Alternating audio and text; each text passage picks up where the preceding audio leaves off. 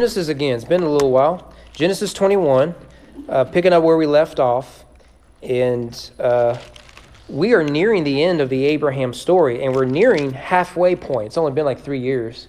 So by the time the tribulation's over with, Danny, we'll be done with Genesis, moving on to Exodus. But we want to look at first 8 verses. Really, the break off will probably be verse 7. Verse 8 is sort of a bridge between the birth of Isaac and then what happens. It gets pretty rough after Isaac is born, and we'll take the time next week to look at that. So let's read verses 1 to 8 of Genesis 21. The Lord visited Sarah as he had said, and the Lord did to Sarah as he had promised. Sarah conceived and bore Abraham a son in his old age, at the time of which God had spoken to him. Abraham called the name of his son, who was born to him, whom Sarah bore him, Isaac. And Abraham circumcised his son Isaac when he was 8 days old, as God had commanded him. Abraham was 100 years old when his son Isaac was born to him. And Sarah said, God has made laughter for me. Everyone who hears will laugh over me. He said, who would have said to Abraham that Sarah would nurse children? Yet I have borne him a son in his old age. And the child grew and was weaned, and Abraham made a great feast on the day that Isaac was weaned. Well, I think right away, the main message of this passage is pretty easy to figure out, right? It's about God fulfilling promise. Remember, the great promise of Genesis 12 is lineage and land and legacy, right? And here, the fulfillment of lineage, boy, that was a handsome voice I just heard there. Reminds me, this has nothing to do with this, so I'm going to blame Don. I went to the funeral last Wednesday, so thanks, Don, for teaching for me last Wednesday. My great aunt died, and another one of my great aunts was there. I rarely see the side of the family. And she pulled my mother aside after the funeral and said that I look like my grandfather, who died when I was a freshman. And I jokingly said, you mean Paul was this handsome back in the day? And she said, well, May's her sister, my grandmother. And I just thought that was hilarious, right? So she's not going to say he was a handsome guy or that I'm handsome, but that one woman in the world thought that Paul was an attractive guy. So she's like, maybe you'll get lucky, little fella, and someone will find you handsome. All right, anyways, so it's really about God fulfilling his promise. And so we've really had, 9-10 chapters of anticipating this. It goes all the way back to chapter 12. And the story has been a prolonged unfolding of this promise. It's sort of like David being chased down, that he's being hunted down by Saul. When you go through those narrative units slowly, it's painstaking, isn't it? You're thinking, for goodness sakes, let something happen. They need to meet out in the street and just work it out. Have a duel or something. I doubt we'll get to it this year, but next year, Lord willing, if we return to 2 Samuel, we'll see something similar in the David narrative with Absalom, his son. For several chapters, you get the rebellion of David's son, who tries to overthrow him. And it's just one story after another. It just continues that. And that's what the story of Abraham has been. He's done everything he can to keep this day from happening. You remember that he nearly gave everything away to his, was it nephew or his servant or something like that? Eleazar, I believe is his name. And not to mention the part with Hagar. But it's finally arrived, and we want to start here right away, that Yahweh, the Lord, visited. That's an interesting word, isn't it? Because it doesn't make any sense. God comes knocking on the door, boom, she's pregnant, right? That doesn't make a whole lot of sense. So why this verb visited? Well, it's because there's a lot of theology going on here. The word can mean it can describe either a friendly or hostile, if you will, visitation. You can show up ready to throw down, and that would be a visit. In fact, I think that's usually how my parents used the verb growing up, right? Do I need to come to your school and make a visit? Right? And they would. My dad worked right next to the school, spanked my brother in the principal's office, dragged him to his teacher's room, made him publicly apologize in front of everyone. The principal threatened to have him arrested. Dad then went back to work, called my mother and said, don't worry about bailing me out. All right, I'm going down, And he explained what happened. And Mom's like, all right, yeah. If you were in Frankfort and I was anointed, I would have done it, right? And of course he wasn't arrested, because that would have been an even better story. But more than that, by analogy, that the term can mean an overseer, someone who's in charge, someone who takes care of someone. Let me give you an example of this in Genesis. Joseph found favor in his sight and attended him, and he made him an overseer. It's either this word or this word. That's what I get for not putting italics. But you can see it's not that Joseph visited him, but he had an overseer in charge of responsibility. Now, what is important is that this word is often used to describe God and his divine intervention, particularly in important moments in Israel's history. For example, in Genesis 50, Joseph said to his brothers, I am about to die, but God will visit you. This is in reference to the Exodus.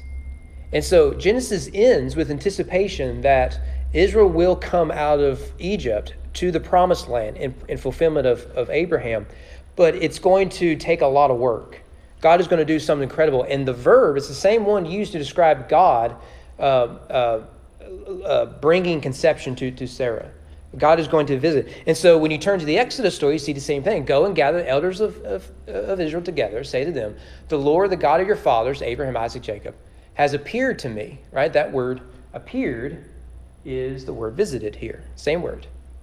Now, so if you did a word study, Exodus 3:16 and Genesis 21:1, that's the same exact word. Let me give you one more. Exodus 4. The people believed when they heard the Lord had visited the people of Israel. Right, this is as the plagues are starting to unfold, and Moses is saying, let my people go. So this word is used not just for the birth of the patriarch Isaac. It's used in the context of God redeeming his people out of Egypt, which you remember we saw this Sunday morning, that God uses the language of sonship there. And in fact, in chapter 4, Moses tells Pharaoh that Israel is God's firstborn. It's the language of sonship. Let's look at a few other where this word is important. Ruth chapter 1, the word is used to describe the end of the famine. You remember that Ruth's husband, brother-in-law, father-in-law, all of them, they leave Bethlehem, which means house of bread, because of a famine. And the irony is there's no bread in the house of bread. So they go to Moab. Well, they rose daughters-in-law to return from the country of Moab. She had heard in the fields of Moab that the Lord had visited his people. So this is clearly a divine intervention. Let me give you just one more because it relates to this passage. 1 Samuel 2, the birth of Samuel. Indeed, the Lord visited Hannah. She conceived and bore 3 sons and 2 daughters. The boy grew in the presence of the Lord. By the way, Abraham and Sarah have other children.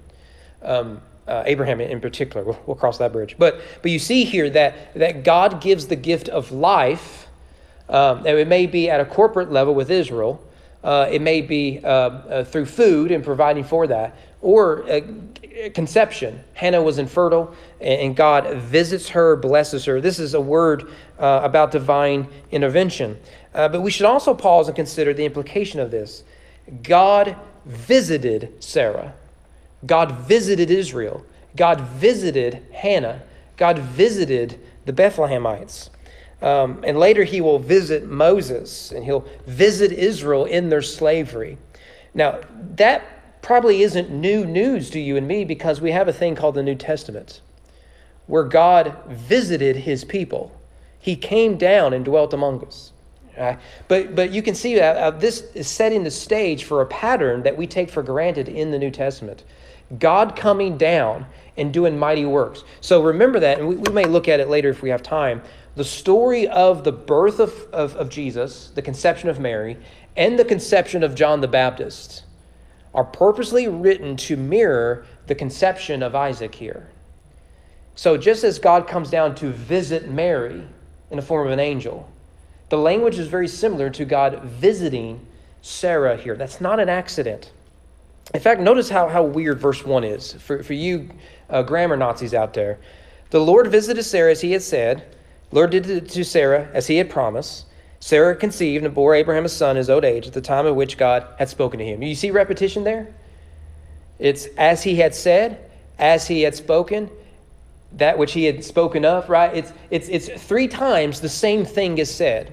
You remember in Hebrew, there is no way to emphasize things outside of repetition. Holy, holy, holy is the Lord God Almighty. It was evening, it was morning the first day. It was evening, the morning the second day. And God saw it was good. And God said it was good. And God saw that it was very good. Repetition is the way in Hebrew you emphasize things. So right from the beginning, we are to see that Isaac's birth is a direct result of God's interaction, God's creative act. And this should fit again in the context of the creation mandate. Genesis 1 and 2, man is to be fruitful and multiply. But in Genesis 3, we get a curse. And the curse is one, the pain of childbearing. So the thing that mothers want the most, it's very painful to go through. I've told you all the story before. Amanda just going through the labor process, and the second she held Elijah, I knew I was going to ask this question, like, would you do all of that again? She's like, absolutely, I would. And let's have another baby, right? I mean, just the second she holds that baby.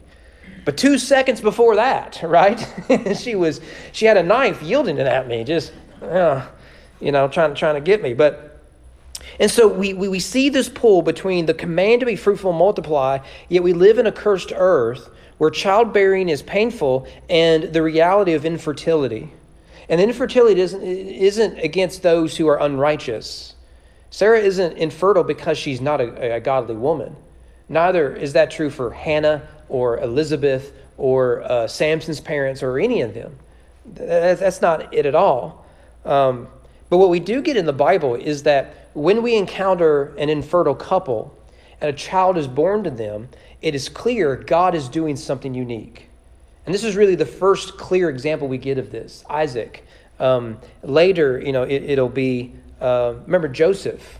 Joseph's the firstborn of Jacob's favorite wife who couldn't conceive.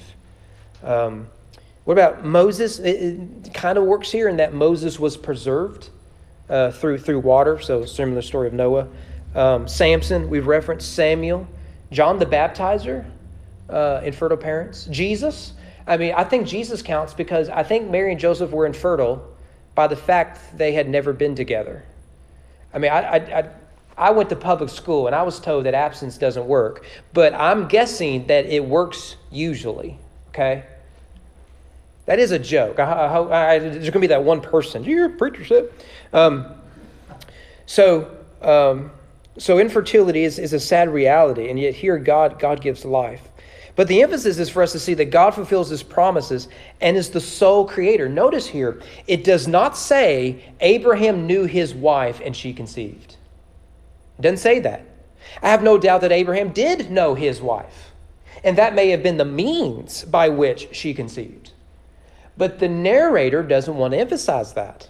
Now, we saw that with, and I think I've got the example here in a minute. Adam knew his wife and she bore Cain. Remember, she says, I've begotten a man, right? It's a man-child. We call them teenagers now. And then the same thing with Abel, the same thing with Seth.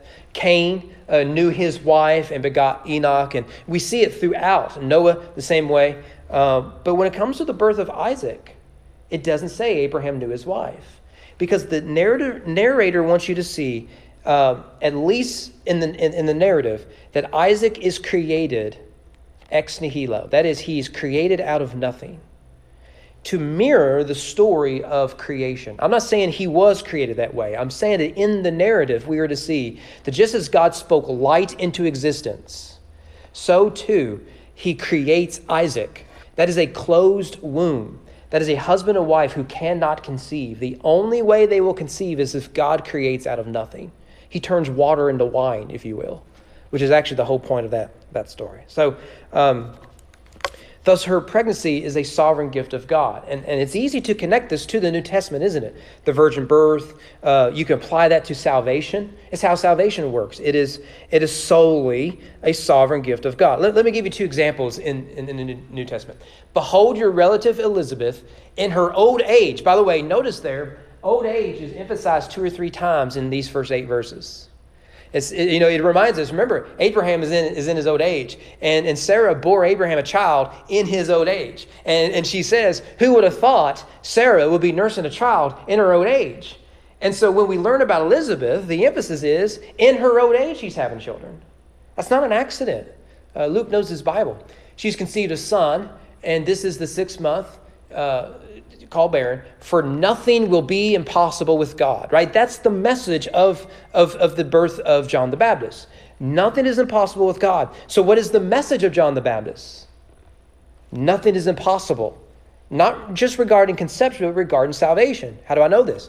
Jesus, and this is in Matthew, Mark, and Luke, the same verse. Jesus looked at them and said, with man, this miracle is impossible. With God, all things are possible. Does that sound familiar? It's the message of the conception of John the Baptist.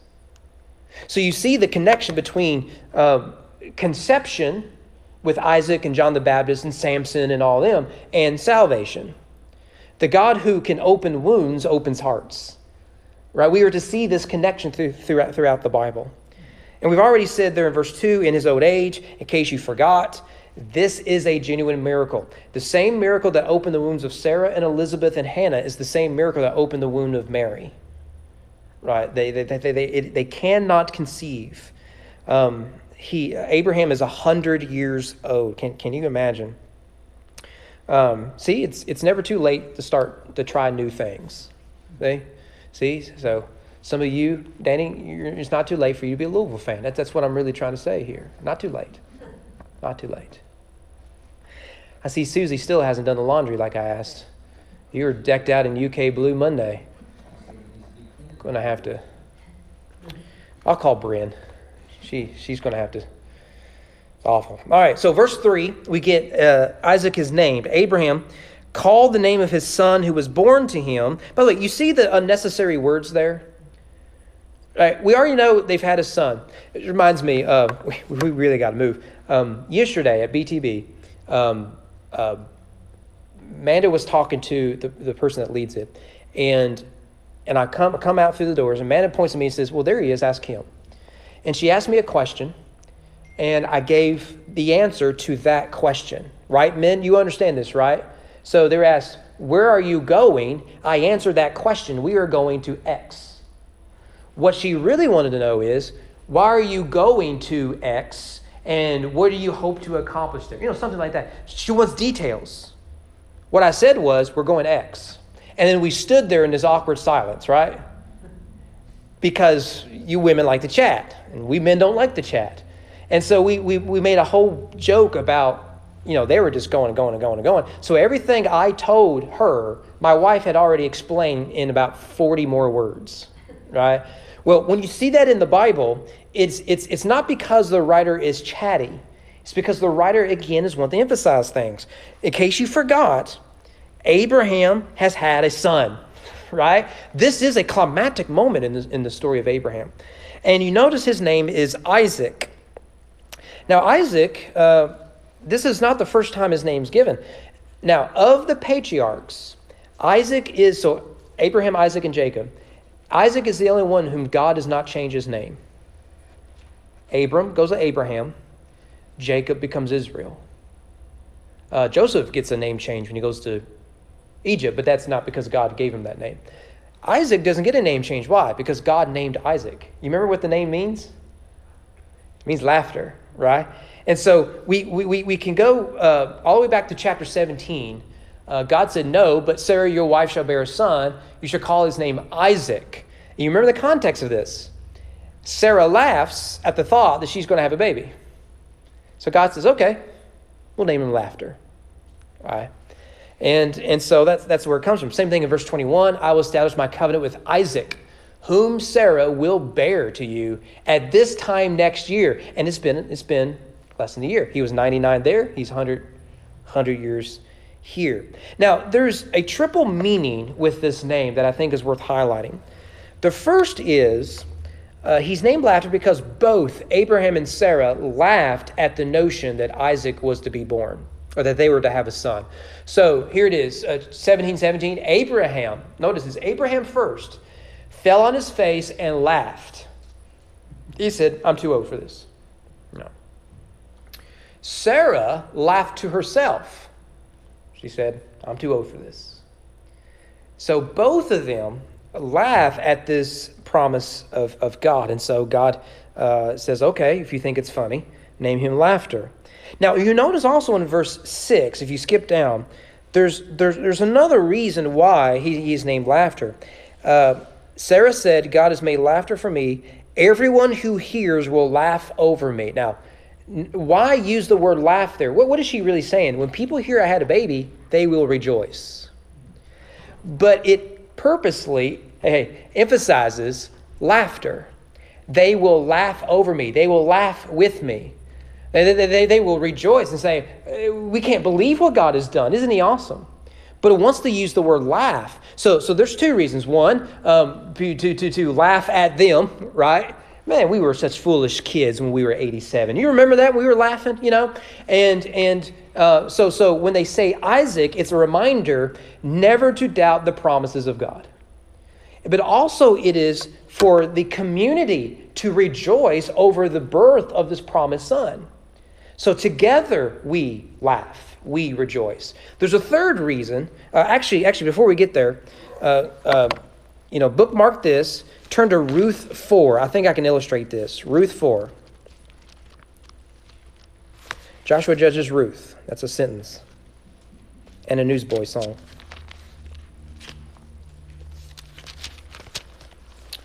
Ruth 4, 13 to 17. This is the birth of their son.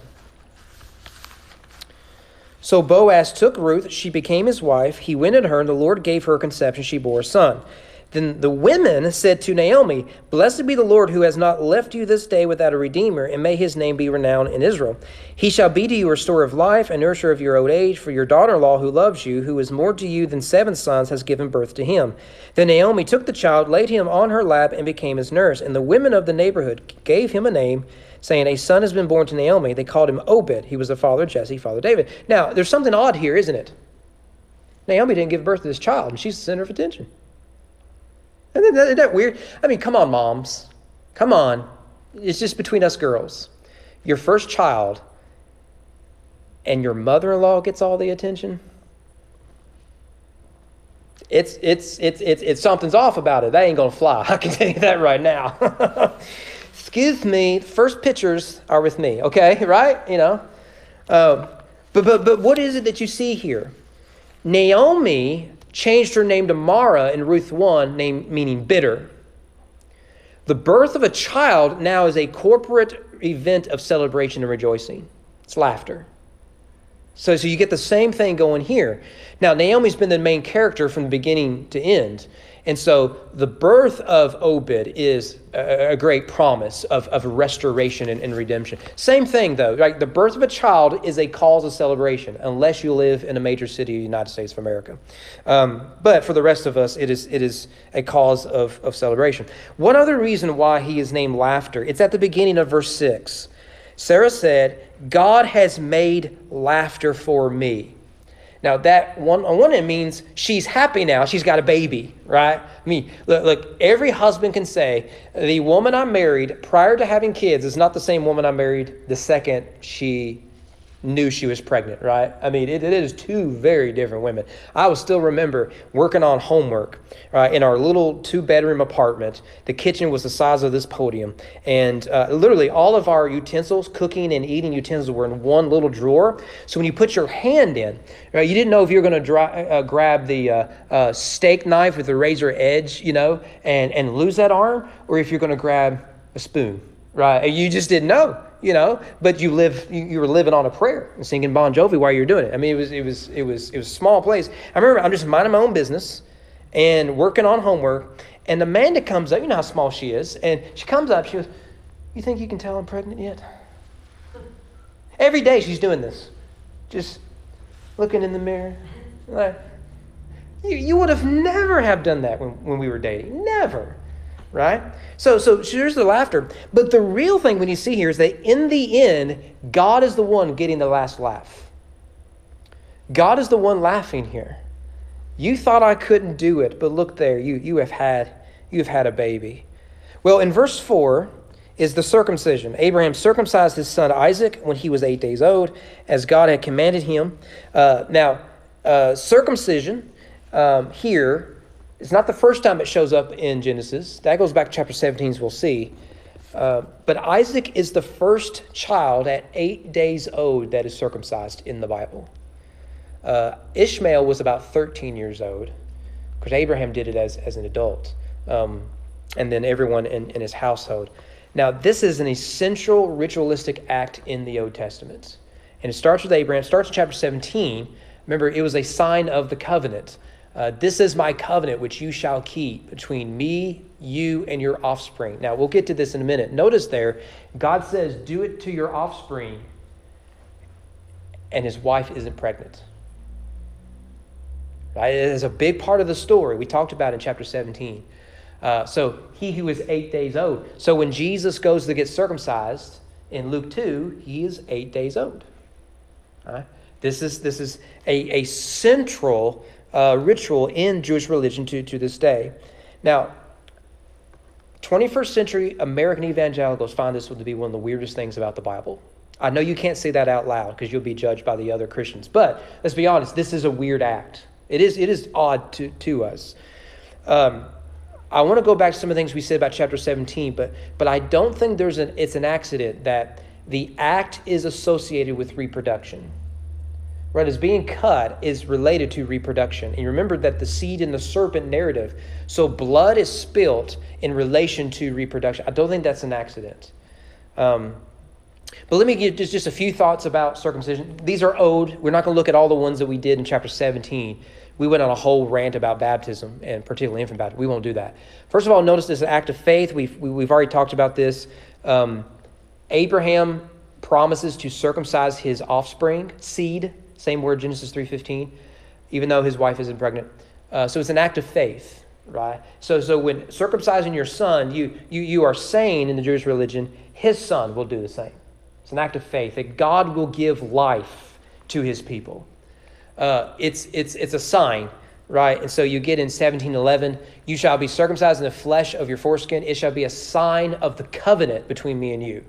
It's a reminder that we are covenantal people, that God has made a covenant with us. Now, our covenant is found in the resurrection of Christ. So the personal medical decisions parents make regarding their sons is between them and their doctor, right? I'm not the government, so I don't care what you do. But back then, it was the sign of the covenant. You knew you were part of the Jewish faith by this sign, right? Thirdly, it is a symbol for cutting. Circumcision means to cut or to cut down or even to destroy. Let me give you two examples here. Psalm 58, let them melt away as waters which run continually. When he bendeth, as King James obviously, his bow to shoot his arrows, let them be as cut in pieces. The word there is circumcise. It just means cut. All nations compassed me about, but in the name of the Lord will I circumcise them. Will I cut them off? Will I destroy them? So it's a generic word that can have a specific meaning. So symbolically, by this act, Abraham and their descendants are being cut off from among the nations. If you read like the Roman times with the Jews, when they would have public baths. And so as a result, you could tell who was a Jew and who wasn't a Jew. And this is why in the New Testament, there were two types of Jewish converts, Greek converts. There were the proselytes and the God-fearers. Proselytes were those who were sensitive to the Jewish religion and worshiped the Jewish God. But that's probably where they stopped. They wouldn't do the dietary laws, and they certainly wouldn't do circumcision. God-fearers, we meet both of them in the New Testament, are those who go all the way. Right? Because in Roman society, circumcision was a symbol of shame. You were one of those Jews that causes all those problems. So it's always been a sign of being separated from the rest of the nations as God's chosen people. The cutoff part, it's made very clear in chapter 17. Uncircumcised male who is not circumcised in the flesh shall be circumcised from his people. He shall be cut off from his people. The wordplay is very clear. Fourthly, circumcision is not salvation.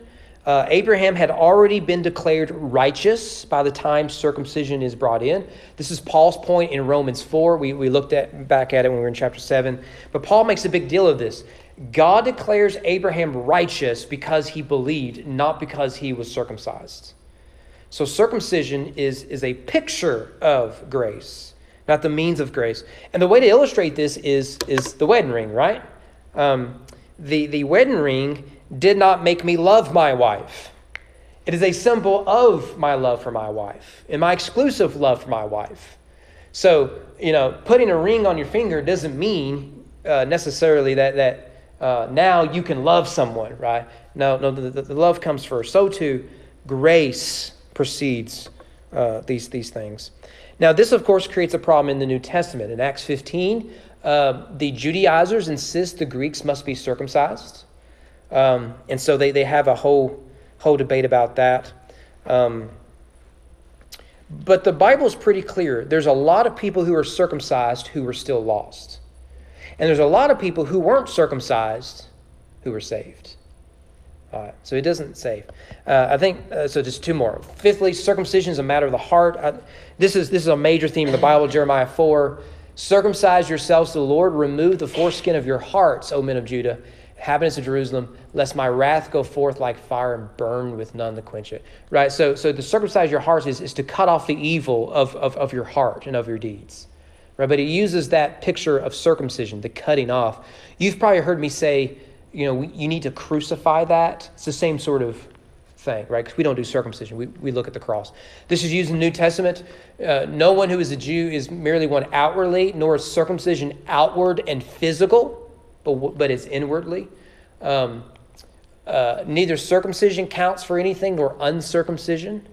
Galatians 5, look, I, Paul, say to you that if you accept circumcision, Christ is of no advantage to you. Why? You don't need Jesus. You got circumcision. Right? This is really the problem with the Catholic Church. The Catholic Church says Jesus will get you this far, but the Pope will have to get you the rest of the way. That's a real problem.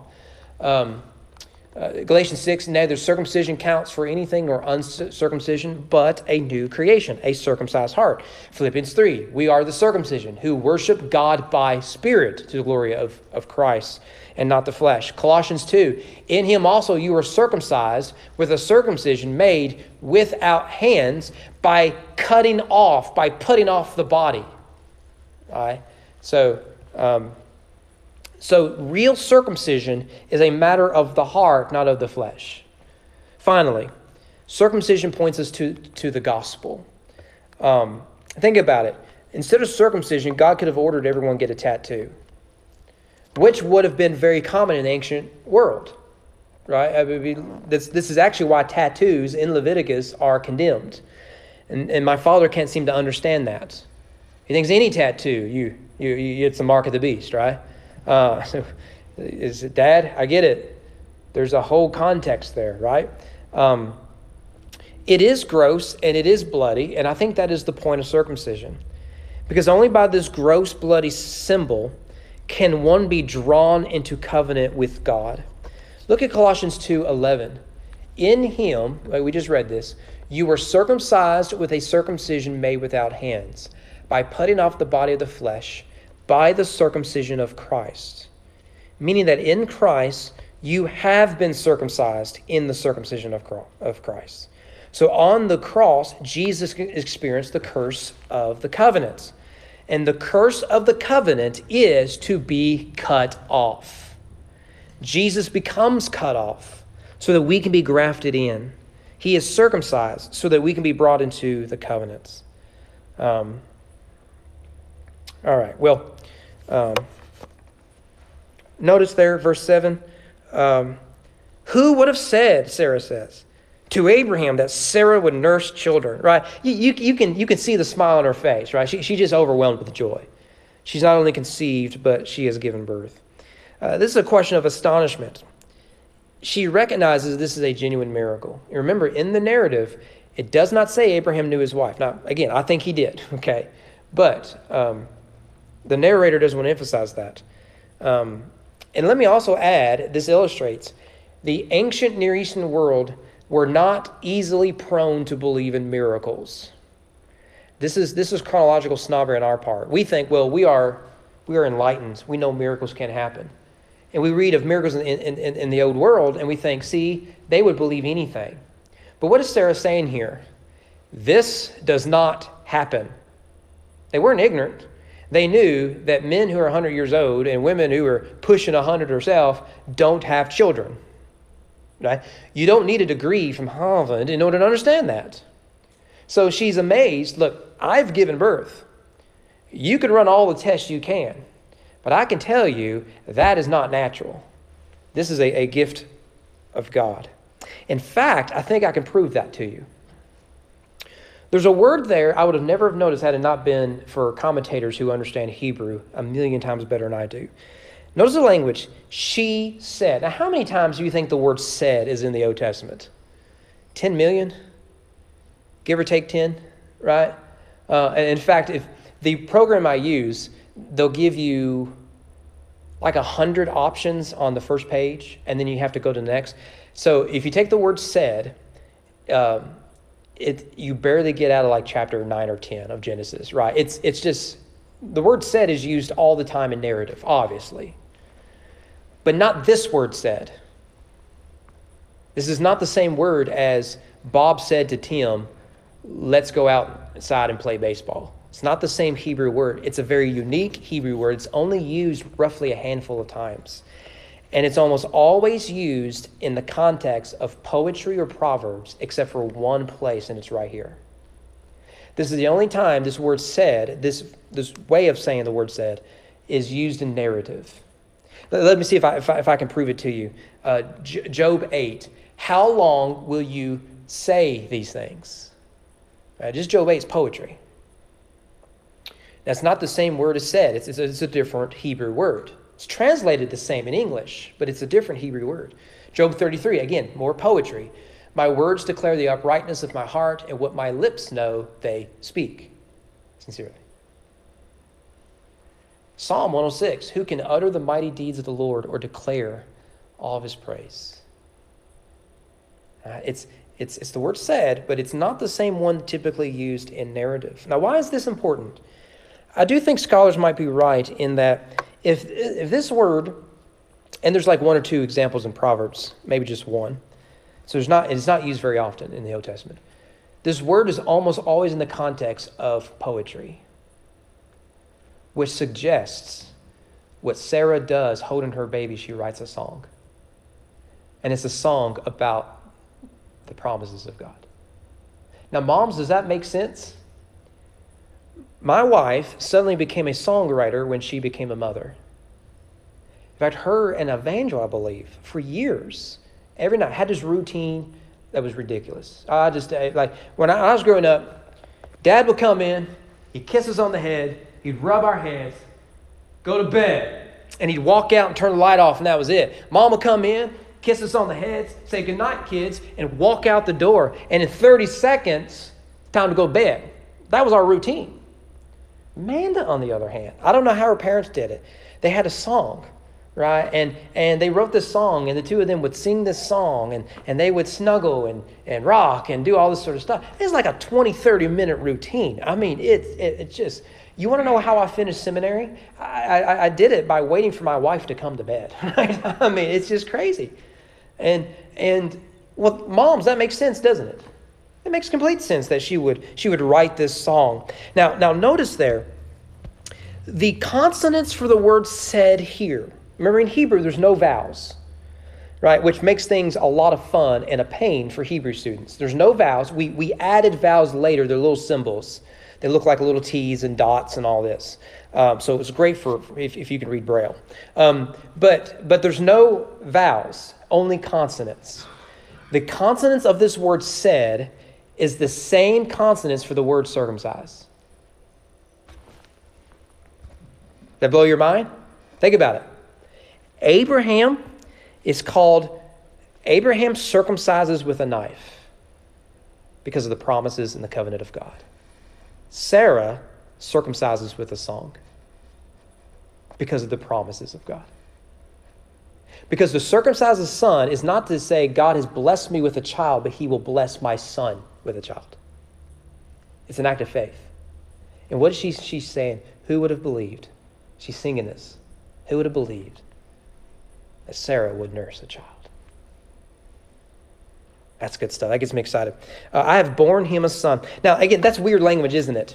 But it's, to me, and I could be wrong here, it's eerily similar to Genesis 4. Remember what Eve said? I have gotten a man, right? But you remember the context of this verse. God had just promised that the seed of the woman will crush the head of the serpent. And they are camping outside the gate of Eden. The serpent is right there. And her firstborn son, she believes, is the promised Messiah. I have gotten not a son, she says, I've gotten a man. And what happens to this man? He becomes a type of serpent. But what does Sarah do here? She says, I have borne Abraham a son. What a gift. Offspring. Seed. Well, real quickly, verse 8. Again, we'll come back to verse 8 next week when we look at the Sarah and Hagar aren't going to get along now. You do not need to read the rest of this passage to know what happens in the rest of this passage. Ladies, can you guess why Hagar and Sarah are not getting along? I'll give you a hint. Two boys got the same daddy, different mamas. Okay? That's going to create problems. Okay? It's going to become daytime TV. Are those shows still around? Daytime talk shows where they're just... Some of us work for a living, and so I have to. I don't know if you state workers actually work or not. So I don't know if you keep up with it or not. I made that joke to Jason because he couldn't go to work yesterday. He says, "Oh, so you're back to being a state employee, not a state worker, right?" Because that's his joke, right? All right, you don't care. So she weans him, and they throw this big party. Now, remember that mortality rates in the ancient Near Eastern world among infants was very, very high. So you would wean children longer than you would now, right? And there's evidence in the Bible it could last to 3 years or longer. Let me give you just two examples. We don't need to explore this.